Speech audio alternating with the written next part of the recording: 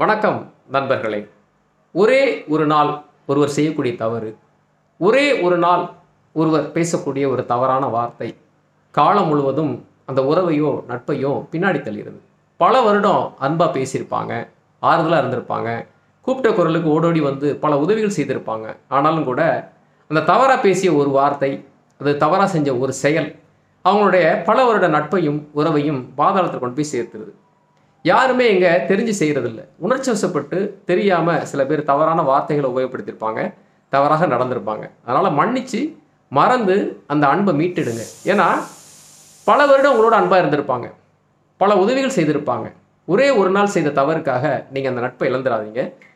மீண்டும் மீண்டும் அவங்க செய்த நல்ல விஷயங்களை நினச்சி பாருங்கள். பழைய ஃபோட்டோஸ் இருக்கும், ஆல்பம்ஸ் இருக்கும், நல்ல நிகழ்வுகள் மீண்டும் நினச்சி பார்க்குற போது அவங்க மேலே இருக்கக்கூடிய அந்த வெறுப்பு, கோபம் மறைந்து போய்விடும். ஏன்னா நல்ல உறவு கிடைக்கிறது ரொம்ப கஷ்டம்.